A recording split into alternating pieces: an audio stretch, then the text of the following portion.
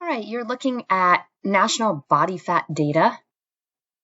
Each of these columns represents something about the person. For example, in column B, we have the gender of the person. And I'm going to guess, because the height is really small here, that 1 represents, let me see, maybe not, that's not true. Let me see. This is sorted, but 1 probably represents males and 2 probably represents females just because they're taller. And then if we go up here, you see this is ethnicity. I don't remember what that ethnicity was recorded here. This is CDC data. This column C is the age of the person.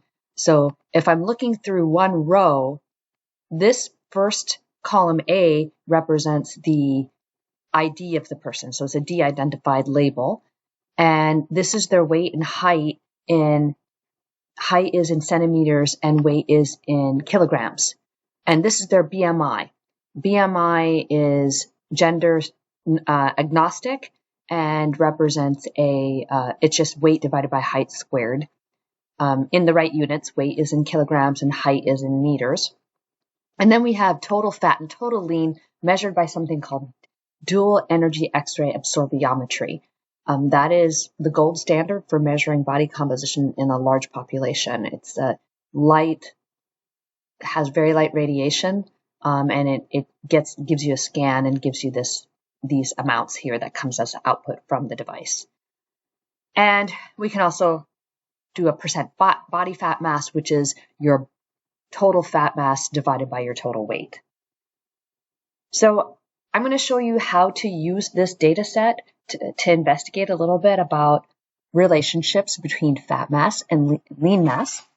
Fat mass is total fat mass in your body, and lean mass is everything in your body minus the fat mass. So it includes your muscle, your skeletal, your bones, water, anything that's not fat.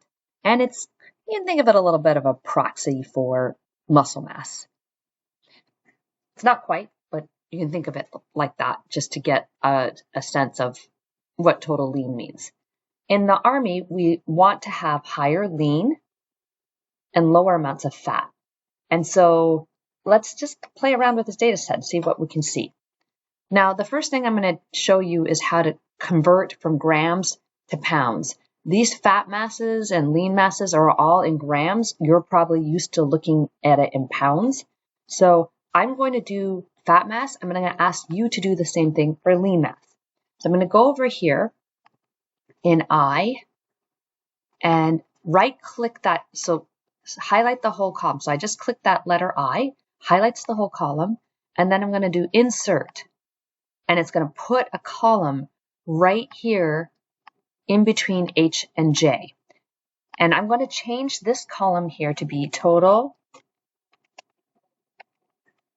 fat mass and put pound. So I'm going to change the units. And I pasted here the conversion.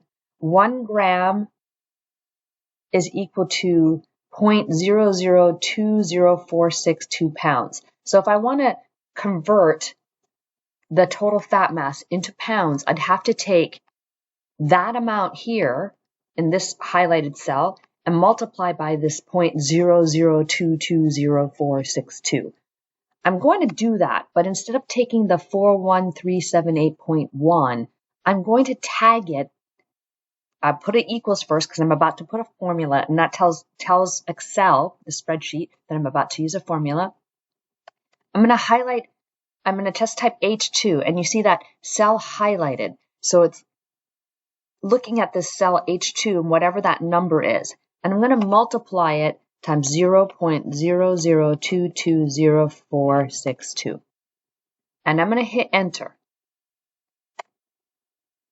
So this person has 91 pounds of fat on their body. Now, I don't have to actually go to the next cell and do it again to get the next cell. What's nice about spreadsheets is it'll take this formula and you can drag it down. There's 2 ways you can do this.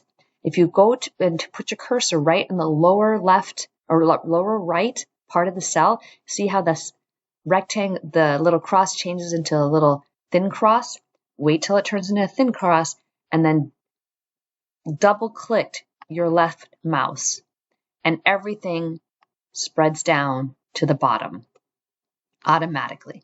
If I go into the next cell, I see that it's H3 times 0.0. I didn't have to type it in. It just did it for me. So now all of these values, total fat mass, is converted into pounds. Now let's look at this and see if it made sense. It's not about not making a mistake. It's about catching your mistakes. 91 pounds of fat seems quite a bit. It seems odd that someone would have that much. But if I look over here in K, that's 44% of their body fat, close to half of their body fat, close to half of their weight was almost all fat. So yes, this actually does make sense with this percent body fat, which I didn't actually do anything to.